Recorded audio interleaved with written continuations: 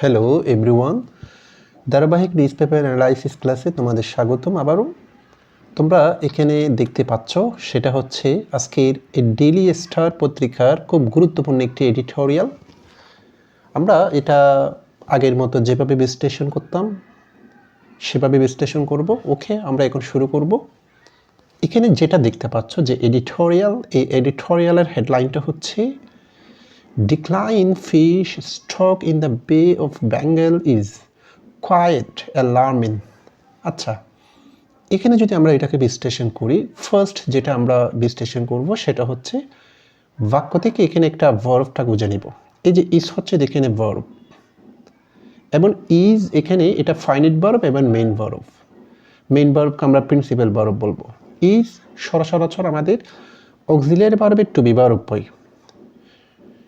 এখন এটার পরে যখন অন্য কোনো ভার্ব নাই তাহলে ইজ নিজেই এখানে মেইন ভার্ব, এবং ইজ এখানে যেহেতু মেইন ভার্ব সেহেতু এটা প্রেজেন্ট কন্টিনিউয়াস হবে না, এটা প্রেজেন্ট ইনডিফিনিট টেন্স হবে। এবং কোয়াইট যেটা পুরাপুরি বোঝায়, সম্পূর্ণ বোঝায়, কমপ্লিটলি বোঝায়। অ্যালার্মিং যেটা হচ্ছে একটা আমাদের জন্য একটা হুমকি, অশনি সংকেত, খারাপ দিক, এভাবে বুঝতে পারি। যা হোক, এটা যেহেতু ইজ, এটা হচ্ছে যে একটা লিঙ্ক ইন ভার্ব বলতে পারি আমরা। ইজ হচ্ছে যে একটা লিঙ্ক ইন ভার্ব। আমি লিঙ্ক ইন ভার্বের নিয়ে অনেকগুলো আলোচনা করেছি এই নিউজ পেপার অ্যানালাইসিসের মধ্যে। লিঙ্ক ইন ভার্বের পরে অ্যাডজেক্টিভ বা অ্যাডজেক্টিভ ফ্রেজ হবে। এটা হচ্ছে যে একটা অ্যাডজেক্টিভ ফ্রেজ বলতে পারি আমরা। ওকে, এবং আলাদাভাবে যদি আমরা বিশ্লেষণ করি, এটা হচ্ছে যে একটা অ্যাডজেক্টিভ, এবং কোয়াইট এটা হচ্ছে যে একটা অ্যাডভার্ব, কারণ অ্যাডজেক্টিভের আগে অ্যাডভার্ব হতে পারে। কোয়াইট নিয়ে একটা কনফিউশন কিছু ওয়ার্ড আছে, যেমন আমি যদি এভাবে লিখতাম এটা কোয়াইট, এইটা যদি আগে নিয়ে আসতাম তখন এটার অর্থ হচ্ছে যে শান্ত। আবার যখন এইটা যখন তুলে দেওয়া হয় এই যে কোয়াইট, তখন এটার অর্থ হচ্ছে যে সম্পূর্ণ ডিট্যাচ করে ফেলা, বিচ্ছিন্ন করে ফেলা। এই শব্দর ই দিয়ে আগে বা ই না থাকলে অনেকগুলো অর্থ হয়। কনফিউজটা তোমাদের আশাগুলো দূর হয়েছে। এরপরে যদি দেখি সেটা ডিক্লাইনিং। ডিক্লাইনিং মানে হচ্ছে যে যেটা হ্রাস করা। যেমন আমরা বলতে পারি ডিক্রিজিং হচ্ছে যে হ্রাস করা, সিনোনিম হিসাবে। ডিক্রিজিং মানে হ্রাস করা। এরপর আমরা বলতে পারি কার্বিং। কার্বিং মানে হচ্ছে যে হ্রাস করা। তাহলে এই যে একটা শব্দের এখানে আমরা দুইটার সিনোনিম বের করলাম, সমার্থক শব্দ বের করলাম। ফিশ স্টক, যে মাছের একটা মজুদ আছে, মজুদ, এই মাছের মজুদটাকে হ্রাস পাচ্ছে। ইন দ্য বে অফ বেঙ্গল, বঙ্গোপসাগরের মধ্যে। ইজ কোয়াইট অ্যালার্মিং, যেটা সম্পূর্ণ আমাদের জন্য একটা হুমকি, আমাদের জন্য এটা একটা চিন্তা বা উদ্বেগের বিষয়। আচ্ছা, যাই হোক, এবং এটা যেহেতু ইজটা এখানে মেইন ভার্ব, সেহেতু এই ফুল অংশটাই হচ্ছে যে সাবজেক্ট। তাহলে সাবজেক্টের মধ্যে এখানে ডিক্লাইন, ডিক্লাইন থেকে ডিক্লাইনিং, এখানে ভার্ব প্লাস আইএনজি, এটা হচ্ছে একটা প্রেজেন্ট পার্টিসিপল। এবং ফুলটাই হবে ফাইনাইট ভার্বের আগে, যেহেতু ফুলটাই সাবজেক্ট, সাবজেক্ট যখন ফ্রেজ হয় তখন এটাকে আমরা বলতে পারি এটা হচ্ছে একটা নাউন ফ্রেজ। এখানে আমি তোমাদেরকে একটা ফ্রেজ আইডেন্টিফাই করার একটা চমৎকার একটা কৌশল শেখানোর চেষ্টা করব। সেটা হচ্ছে কি, ফ্রেজটা কোন ফ্রেজ হবে, সেটা কি দিয়ে শুরু হয়েছে, কি দিয়ে শেষ হয়েছে, এটা কখনো বিবেচ্য বিষয় না। বিবেচ্য বিষয় হচ্ছে কোথায় আছে। যেমন এটা পার্টিসিপল দিয়ে শুরু হওয়া সত্ত্বেও পার্টিসিপল ফ্রেজ না হয়ে এটা হয়েছে নাউন ফ্রেজ, যেহেতু এটা সাবজেক্টে আছে। আবার তাহলে এতটুকু পর্যন্ত আন্ডারলাইন করলে এটা নাউন ফ্রেজ, কিন্তু এক্সামিনেশনের মধ্যে যখন আমাদের আন্ডারলাইনটা কতটুকু করতে হচ্ছে, এটাই সবচেয়ে বেশি গুরুত্বপূর্ণ। আবার যদি এটা ইন দ্য বে অফ বেঙ্গল এটা করা হয়, বঙ্গোপসাগরের মধ্যে, এতটুকু করা হলে এই অংশটা যদি বাদ দেওয়া হয় তখন এই এতটুকু কবে যাবার, এটা কিন্তু অ্যাডভার্বিয়াল ফ্রেজ। দেখো, আন্ডারলাইনকৃত অংশের উপর ভিত্তি করে কিন্তু ফ্রেজটা আইডেন্টিফাই করা হবে কতটুকু আন্ডারলাইন করা হচ্ছে। কেন এটা অ্যাডভার্বিয়াল ফ্রেজ? কারণ এটা স্থান বুঝিয়েছে, কোথায়, বঙ্গোপসাগরে। স্থান সময় বোঝালে সেগুলো সর্বদা অ্যাডভার্বিয়াল ফ্রেজ হয়। যা হোক, এটা একটা ফাইনাইট ভার্ব আছে, একটা সাবজেক্ট আছে, সেহেতু আমরা এটাকে বলতে পারি এটা হচ্ছে একটা সিম্পল সেন্টেন্স। তোমরা আশা করি বুঝতে পেরেছো। এরপরে পরবর্তীতে যেটা বলা হচ্ছে, authorities must take steps to reverse the situation. কর্তৃপক্ষ, মাস্ট অবশ্যই, এটা একটা modal auxiliary verb. Take main verb, modal auxiliary ভার্বের পরে মেইন ভার্বের বি0 হয়, বেস ফর্ম হয়। স্টেপস পদক্ষেপ নিতে হবে। টু রিভার্স ইনফিনিটিভ, টু এর পরে মূল ভার্বের বেস ফ্রম, রিভার্স মানে যেটা উল্টা করে দেওয়া, বিপরীত করে দেওয়া। দ্য সিচুয়েশন, অর্থাৎ কর্তৃপক্ষকে অবশ্যই পদক্ষেপ গ্রহণের মাধ্যমে পরিস্থিতিটাকে উল্টা করে দিতে হবে। দ্যাট মিনস মানে এই যে আমাদের জন্য একটা অশনি সংকেত, মাছের মজুদ যে কমে যাচ্ছে, সেটা দ্রুত পদক্ষেপ গ্রহণের মাধ্যমে আমাদেরকে কমাইতে হবে। এটা একটা অ্যাক্টিভ ভয়েস, কারণ যারাই পদক্ষেপ নেবে তারা কিন্তু এখানেই আছে, যারা গ্রহণ করবে তারা যদি সাবজেক্ট হয় সেটাকে আমরা বলতে পারি এটা হচ্ছে একটা অ্যাক্টিভ ভয়েস। আচ্ছা, আমরা প্রিয় শিক্ষার্থী ভিতরে কি আছে আমরা এমনভাবে বিশ্লেষণ করব, প্রত্যেকটা পয়েন্ট গ্রামেটিক্যাল, প্রত্যেকটা ওয়ার্ডের ফরমেশন, পার্টস অফ স্পিচ এবং সাহিত্যিক ভাষা কোথায় ইউজ করা হয়েছে, কীভাবে ইনফরমেটিভ করা হয়েছে, এই বিষয়গুলো আনার চেষ্টা করব। তোমরা একটু বিস্তারিত বোঝার চেষ্টা করবা। আচ্ছা, শুরু করি আমরা। ওখানে ভিতরে কি আছে একটু দেখো তোমরা। It is alarming to see the persistent decline in the fish stocks in the Bay of Bengal, as well as its effects on the lives of coastal fishing communities. খেয়াল করো, এই যে এখানে বলা হচ্ছে ইট ইজ অ্যালার্মিং, এটা হচ্ছে একটা আমার এই উদ্বেগের বিষয়, হতাশার বিষয়, যা আমাদের জন্য একটা অশনি সংকট। টু সি দা, দেখা, ইনফিনিটিভ, দ্য পারসিস্টেন্ট মানে যে বিষয়টা আমাদের মধ্যে বিদ্যমান আছে, যে বিষয়টা বিদ্যমান আছে। ডিক্লাইন মানে হচ্ছে যে যেটা হ্রাস। আগে আমি বলেছিলাম কিন্তু কি, যেটা ডিক্লাইনিং ফার্স্ট পার্টিসিপল বলেছিলাম। এখন যেহেতু এই পারসিস্টেন্ট অ্যাডজেক্টিভ, এখানে এখন ডিক্লাইন শব্দটা নাউন অর্থে ইউজ করা হচ্ছে।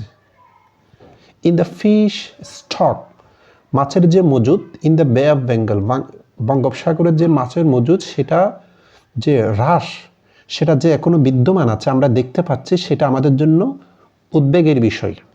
এখানে একটা বিষয় আমি বলতে পারি, সেটা হচ্ছে যেহেতু এখানে ডিক্লাইনের কথা বলা হচ্ছে, হ্রাসের কথা বলা হচ্ছে, যে তাহলে আগে কীরকম ব্যবহার করা হয়েছিল ডিক্লাইনিং ফার্স্ট পার্টিসিপল হিসাবে, আবার এখন কিন্তু কেন ডিক্লাইন ব্যবহার করা হচ্ছে। আগে ফার্স্ট পার্টিসিপল বিদায় ভার্ব প্লাস আইনজি হয়েছে, কিন্তু এখন নাউন বিদায় আর আইনজিটা যুক্ত করা হয়নি। এই বিষয়গুলো এইভাবে বোঝার চেষ্টা করতে হবে। এরপরে যেটা বলা হচ্ছে অ্যাজ ওয়েল এজ, এবং এটা কেবল কনজাংশনাল ফ্রেজ।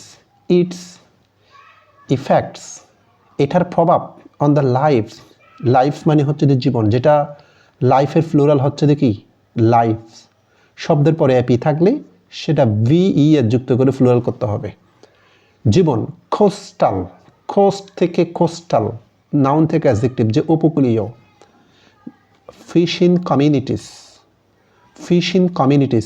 কমিউনিটিস বলতে বোঝানো হচ্ছে যে এটা যেটা মাছ ধরে, ফিশ মাছ, আর ফিশিং মানে মাছ ধরা।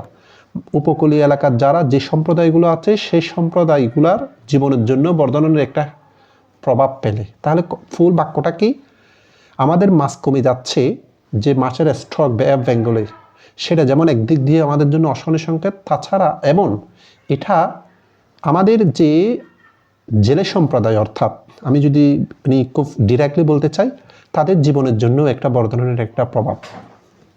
এরপরে কি বলতেছে দেখো, অ্যাকর্ডিং টু, অনুসারী, অ্যানালাইসিস, যে একটা বিশ্লেষণ, সাইট থেকে সাইটিং উদ্ধৃত করা হয়েছে। দ্য ফাইন্ড থেকে ফাইন্ডিং এবং অ্যাডযুক্ত করা হয়েছে। আমরা জানি ফাইন্ড, খেয়াল করো, এই ফাইন্ডটা হচ্ছে একটা ভার্ব, এটার ফার্স্ট পার্টিসিপল ফর্ম হচ্ছে দ্য ফাউন্ড, ফিফি ফর্ম বা ফার্স্ট ফর্ম দুইটাই হচ্ছে দ্য ফাউন্ড। এবং এই যে ফাইন্ডিং করে আমি যদি এটাকে করি, তাহলে এটাকে ভার্ব প্লাস আইএনজি, জিরান বা প্রেজেন্ট পার্টিসিপল বলতে পারি। যখন আবার এটা ফ্লুরাল করা হয়েছে, একদম আমি বলতে পারি যখন কোনো কিছু ফ্লুরাল হবে সেটা তাহলে একদম সরাসরি নাউনে কনভার্ট করা হয়েছে। কেন?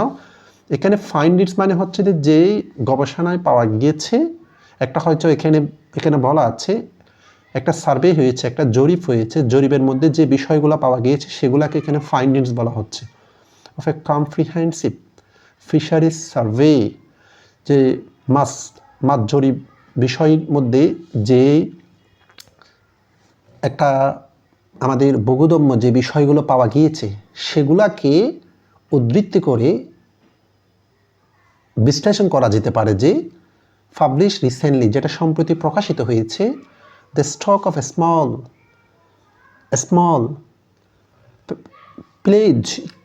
প্লেজিক মানে হচ্ছে যেটা আমাদের জন্য সামুদ্রিক, এরপর হচ্ছে স্পিসিস সামুদ্রিক যে প্রজাতি, তাহলে এখানে প্লেজিক মানে হচ্ছে যেটা সামুদ্রিক, আর স্পিসিস মানে হচ্ছে যেটা সামুদ্রিক প্রজাতি। তাহলে সামুদ্রিক প্রজাতির যে বিষয়টা, সে বিষয়টা বলা হচ্ছে the mainstay of coastal fisheries.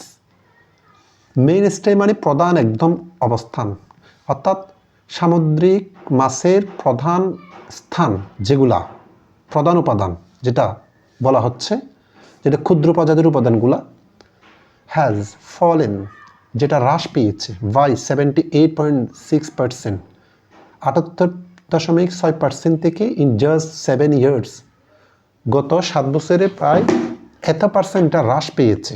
এই যে হ্যাজ ফলেন, এটা হচ্ছে present perfect tense, from 1,58,100 tons in 2018 to 33,811 tons in 2025। তাহলে খেয়াল করো বিষয়টা কীভাবে দেখা যাচ্ছে। আমি যদি বলি এতটুকু পর্যন্ত, এই যে according to the analysis citing the findings of comprehensive fishery survey publish recently, এতটুকু পর্যন্ত বাক্যের এটা হচ্ছে প্রেপোজিশনাল ফ্রেজ। কারণ এই যে অ্যাকর্ডিং টু, এটা হচ্ছে দ্য প্রেপোজিশন দিয়ে শুরু হয়েছে, এটা একটা প্রেপোজিশনাল ফ্রেজ। এরপরে the stock of small pelagic species the mainstay of the coastal fisheries, এটা হচ্ছে দ্য সাবজেক্ট। তাহলে একাধিক ওয়ার্ড যখন সাবজেক্ট, সেটা হচ্ছে the noun phrase. Has auxiliary ভার্বের টু হ্যাভ ভার্ব এবং এটা ফি ফ্রম। তাহলে এটা হচ্ছে একটা প্রেজেন্ট পারফেক্ট টেন্স, একটা ফাইনাইট ভার্ব, একটা সাবজেক্ট। সো এটা হচ্ছে একটা সিম্পল সেন্টেন্স। তাহলে গত 7 বছরে প্রায় 78.6% এটা হ্রাস পেয়েছে। কীভাবে? 2018 সালে ছিল 1,58,100 টনস, সেটা 2025 সালে এসে আমাদের উৎপাদন দাঁড়িয়েছে 33,801 টনস। সেই হিসেবে বলেছে এটা হচ্ছে এত পার্সেন্ট। এরপরে বলা হচ্ছে the rate at which this is happening is astonishing. The rate at, যে বিষয়টা বলা, যেই হারটা এখানে বলা হচ্ছে, যে রেটটা বলা হচ্ছে, অ্যাট হুইচ যেটি, দিস ইজ হ্যাপেনিং যেটা ঘটতেছে, প্রেজেন্ট কন্টিনিউয়াস টেন্স, ইজ স্টনিশিং যেটা আমাদের জন্য একদম মানে আমাদেরকে চমকিয়ে দিবে, হতবাক করে দিবে, এভাবে বলা হচ্ছে। এখানে দিস ইজ হ্যাপেনিং, এটা হচ্ছে দিস, এখানে হুইচ হচ্ছে একটা সাবঅর্ডিনেটিং কনজাংশন, তাহলে এটা একটা সাবঅর্ডিনেট ক্লজ। এবার দ্য রেট ইজ স্টনিশিং, এই যে এটার সাবজেক্ট হচ্ছে যে এখানে কেন হয়েছে? কারণ এখানে হুইচ হচ্ছে যে একটা রিলেটিভ প্রোনাউন হিসেবে ইউজ করা হয়েছে। রিলেটিভ প্রোনাউন যখন ইউজ করা হয়, রিলেটিভ প্রোনাউনের পাশেই অবশ্যই রিলেটিভ প্রোনাউন যে নাউনকে নির্দেশ করবে, সে নাউনটি অ্যান্টিসিডেন্ট, সেটা পাশাপাশি থাকতে হবে। এবং দ্য রেট ইজ অ্যাস্টনিশিং, এটা হচ্ছে একটা মেইন ক্লজ। এবং সো একটা মেইন ক্লজ, একটা সাবঅর্ডিনেট ক্লজ, এটাকে আমরা বলতে পারি এটা হচ্ছে একটা কমপ্লেক্স সেন্টেন্স। এটা হচ্ছে একটা কমপ্লেক্স সেন্টেন্স। এটা আরেকটা বিষয় আমরা পাচ্ছি, এই যে আমি বলেছি দিস ইজ হ্যাপেনিং, এটা হচ্ছে প্রেজেন্ট কন্টিনিউয়াস, কিন্তু আবার ইজ স্টনিশিং এটা কিন্তু প্রেজেন্ট কন্টিনিউয়াস না, এটা প্রেজেন্ট ইনডিফিনিট। এই যে এটা হচ্ছে ডিরেক্টলি কিন্তু ভার্ব প্লাস আইএনজি যুক্ত করা হয়েছে এরকম না, এটা হচ্ছে সরাসরি এটা একটা অ্যাডজেক্টিভ, এটা ভার্বের পর অ্যাডজেক্টিভ হয়েছে, এটা লিঙ্ক ইন ভার্ব বিদায়, এটা ভার্ব প্লাস আইএনজি হয়নি, এটা অ্যাডজেক্টিভ সরাসরি, এবং এর জন্য এটা একটা প্রেজেন্ট ইনডিফিনিট টেন্স। এরপরে দেখো কি বলা হচ্ছে, clearly the crisis goes beyond any temporary or cyclical downturn, with experts pointing to multidimensional failure rooted in years of overfishing, climate change, pollution, and weak marine governance that has allowed depletion to proceed largely unchecked. দেখো বাক্য বিশাল একটা বাক্য। আচ্ছা, বিশাল বাক্যটাকে কীভাবে আমরা বিশ্লেষণ করব? খুব একদম সিম্পলি কিন্তু আমরা বিশ্লেষণ করব। প্রথম যেটা আমরা পাচ্ছি ক্লিয়ারলি, এটা হচ্ছে একটা অ্যাডভার্ব সরাসরি বাক্যের শুরুতে। এই যে গোস, এটা হচ্ছে এই অংশের মেইন ভার্ব পেয়ে গিয়েছি। তাহলে দ্য ক্রাইসিস, এটা একটা noun phrase, verb noun phrase. Crisis, যে সংকটকাল, যে ঘাটতি, যে সমস্যা, বিয়ন্ড, যেটা ছাড়িয়ে গিয়েছে, প্রেজেন্ট ইনডিফিনিট টেন্স। এটা ভার্বের singular form, verb plus S by S হলে সেটা ভার্বের সিঙ্গুলার ফর্ম। এনি টেম্পোরারি, যে আমাদের সাময়িক সময়কে এটা ছাড়িয়ে গিয়েছে, অর্থাৎ আগে এটা ছিল ক্ষণিকের জন্য ঘাটতি হতো বা কিছুদের জন্য এই সমস্যাটা থাকতো 1 বছর 2 বছর 3 মাস 4 মাস, কিন্তু এটা একদম মানে দীর্ঘ সময় পর্যন্ত হচ্ছে, এই জন্য এটা ক্ষণিক সময়কে ছাড়িয়ে গিয়েছে। অর সাইক্লিক্যাল, যেটা ডাউন টাউন, এই ডাউন টাউন হচ্ছে যেটা একদম যেটা দীর্ঘকালীন, এটার অর্থ যেটা একটা সাইকেল থেকে সাইক্লিক্যাল। এই যে দেখো সাইকেল হচ্ছে চক্র, সাইক্লিক্যাল, তাহলে যেহেতু এটা নাউন সেহেতু আমরা বলতে পারি এটা হচ্ছে একটা অ্যাডজেক্টিভ, এই জন্য নাউনকে অ্যাডজেক্টিভ করা হয়েছে। এবং এটা চক্র আকারে দীর্ঘ সময় যেটা বলা হচ্ছে, তাহলে এখানে আমরা একটা সাহিত্যিক ভাষা পাইতে পারি। সেটা কি? এটা হচ্ছে একটা ম্যাটাফোর। তাহলে আমাদের যে সমস্যাটাকে, সেটা একটা সাইকেল আকারে যেভাবে একটা চক্র থাকে, আমাদের সার্কেল থাকে, এই সার্কেলের আমাদের মানে এই যে এভাবে কিন্তু সময়টা আস্তে আস্তে আস্তে এভাবে কিন্তু বারবার হতে থাকে, এটা সাথে তুলনা করা হচ্ছে। এটা একটা, এই জন্য আমরা বলতে পারি এটা একটা metaphor. With experts pointing to, মানে বিশেষজ্ঞরা এটাকে নির্দেশ করেছে, এই যে verb plus ING non finite verb, to a multi dimensional, যেটা বহুমাত্রিক, ডাইমেনশন নাউন, এবং এল যুক্ত করে এটাকে অ্যাডজেক্টিভ করা হয়েছে, ডাইমেনশনাল। আবার মাল্টি, এটা একটা প্রিফিক্স, মাল্টি মানে হচ্ছে অনেকগুলা, তাহলে বহুমাত্রিক। দেখো অর্থটা কীভাবে বলেছে, ডাইমেনশন মাত্রা, ডাইমেনশনাল মাত্রিক, আর মাল্টি ডাইমেনশনাল বহুমাত্রিক, তাহলে এল যুক্ত করে অ্যাডজেক্টিভ করা হয়েছে, এবং মাল্টি যুক্ত করে শব্দটার আরও নতুন একটা অর্থ দেওয়া হয়েছে, প্রিফিক্স যুক্ত করে। বহুমাত্রিক ফেলিওর মানে হচ্ছে যে ব্যর্থতা, যেটা ফেল থেকে ফেলিওর, এই যে ফেল মানে ব্যর্থ হওয়া, ভার্ব থেকে নাউন হয়েছে। রুটেড ফার্স্ট পার্টিসিপল ফর্ম, এই যে বহুমাত্রিক ব্যর্থতাটা রুটেড হয়েছে, একদম গেঁথে গিয়েছে, ইন ইয়ার্স অফ ওভারফিশিং, মানে এই যে সমস্যাটা একদম রুট হয়েছে, রুট লেভেল থেকে একদম গভীরভাবে গেঁথে গিয়েছে। এই যে কথাটাকে আমরা বলতে পারি এটা একটা আমাদের হাইপারবোল, মানে কথাটাকে একদম বাড়িয়ে বলা হচ্ছে এরকম কিছু, এই জন্য সাহিত্যিক ভাষায় বলতে পারি এটাকে একটা হাইপারবোল। তাহলে কি কি সমস্যা আমাদেরকে গেঁথে গিয়েছে? ওভারফিশিং, অতিরিক্ত মাছ ধরা, ফিশিং মানে মাছ, এটার আগে যখন ওভারটা একটা প্রিফিক্সে ইউজ করা হয়েছে, তাহলে মাত্রা অতিরিক্ত প্রকাশ করা হচ্ছে কোনো শব্দের আগে। যেমন পপুলেটেড, আমরা বলতে পারি দেখো প্রিফিক্সগুলোর অর্থ জানলে নতুন নতুন ওয়ার্ড আমরা এমনি বুঝতে পারি। তাহলে এটার আগে আমি ওভার যুক্ত করো, তাহলে কি হয়? পপুলেটেড মানে হচ্ছে তো জনসংখ্যা বহুল, তাহলে ওভার পপুলেট মানে অতি জনসংখ্যা বহুল। ওভার শব্দটা শব্দের আগে প্রিফিক্স হিসেবে যুক্ত হলে সেটা কিন্তু আমাদের মানে অতিরিক্ত বেশি কিছু বোঝাবে, কিন্তু ওভার যখন ইন্ডিভিজুয়াল ইউজ করা হবে তখন ওভার হচ্ছে যেটা অ্যাডভার্ব হয় প্রেপোজিশন হয়। এখন ওভার কিন্তু প্রেপোজিশন অ্যাডভার্ব কিছু না, এটা একটা শব্দের অংশ, এটা একটা প্রিফিক্স হবে। খেয়াল করবা কখন কি বোঝাচ্ছে। আর কি কি? ক্লাইমেট চেঞ্জ, জলবায়ু পরিবর্তন। এরপরে হচ্ছে চেঞ্জ, এখানে নাউন অর্থ ইউজ করা হচ্ছে। পলিউশন, যেটা হচ্ছে তো দূষণ, পলিউট থেকে পলিউশন, ভার্ব থেকে নাউন হয়েছে। উইক ম্যারিন গভর্নেন্স, যে আমাদের মানে নৌশাসন আছে, নৌ মন্ত্রণালয় আছে, সেটা দুর্বল ব্যবস্থাপনা। এই সমস্তগুলি, এই সবগুলি, এই যে বিষয়টা এখানে উল্লেখ করেছে, এটা ফুল একটা হচ্ছে আমি বলতে পারি প্রথমে এতটুকু পর্যন্ত একদম এটা একটা প্রিপোজিশনাল ফ্রেজ, যেহেতু এটা প্রিপোজিশন দিয়ে শুরু হয়েছে, এবং বিশাল একটা লম্বা ফ্রেজ। একটা মাত্র এখন আমি শুধু ফাইনাইট ভার্ব পেয়েছি এতটুকু, এখান থেকে শুরু করি, সেটা কি? গোস। তাহলে এতটুকু পর্যন্ত বিশাল অংশ এখান থেকে শুরু করে এতটুকু পর্যন্ত এটা হচ্ছে একটা প্রিন্সিপাল ক্লজ, একটা মাত্র ফাইনাইট ভার্ব পেয়েছি, কিন্তু নন ফাইনাইট ভার্ব অনেকগুলো পেয়েছি।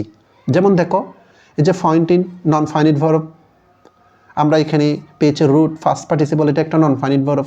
ফাইনাইট ভার্ব নন ফাইনাইট ভার্বের মধ্যে সবচেয়ে গুরুত্বপূর্ণ ক্লজ সংখ্যা নির্ধারণ করার জন্য ফাইনাইট ভার্বটা। নন ফাইনাইট ভার্ব থাকতে পারে, না থাকতে পারে, একাধিকও থাকতে পারে, এটা কোনো প্রবলেম না।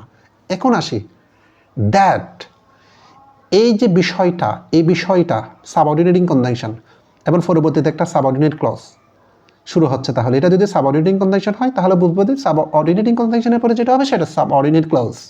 খুব ইজিলি ভাবে আমি এক্সপ্লেইন করার চেষ্টা করতেছি, তোমরা বোঝার চেষ্টা করো। Has allowed, present perfect tense. Deflation, deflate থেকে ডিফ্লিশন, ডিফ্লিট থেকে ডিফ্লিশন যেটা হ্রাসকরণ, নাউন করা হয়েছে। To proceed, infinitive, to plus মূল ভার্বের বেস ফর্ম। যেই প্রক্রিয়াটা লার্জলি, ব্যাপকভাবে আনচেকড, যেটা অনিয়ন্ত্রিত হয়ে গিয়েছে, তাহলে ফুল বাক্যটা আমরা বলতে পারি এটা একটা কমপ্লেক্স সেন্টেন্স। কারণ তোমাদেরকে আগেও বলেছি কিছুক্ষণ আগে, আগে একটা মেইন ক্লজ, পরে একটা সাবঅর্ডিনেট ক্লজ।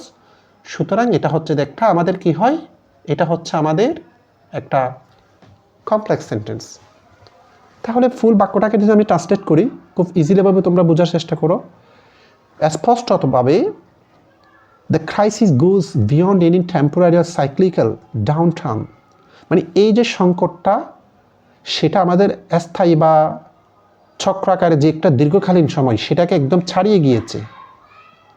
এবং বিশেষজ্ঞদের মতে এই যে বহুমাত্রিক ব্যর্থতাটা আমাদের একদম বিভিন্ন কারণে হয়েছে। অতিরিক্ত মাছ ধরা, জলবায়ু পরিবর্তন, দূষণ, দুর্বল আমাদের নৌশাসন ব্যবস্থা, যে বিষয়গুলা আমাদের যে হ্রাসকরণ যে বিষয়টা সেটা একদম নিয়ন্ত্রণের বাইরে চলে গিয়েছে, এটার প্রক্রিয়াকরণটা। তোমরা আশা করি বুঝতে পেরেছ। এখন আমরা চলে যাব এই পরবর্তী অংশটার মধ্যে। এতটুকু পর্যন্ত তোমাদের হচ্ছে যে ফার্স্ট ভিডিও থাকবে। আমি পরবর্তী অংশটা হচ্ছে যে সেকেন্ড ভিডিওতে আপলোড করব, তোমরা একটু দেখে নিবা। আমি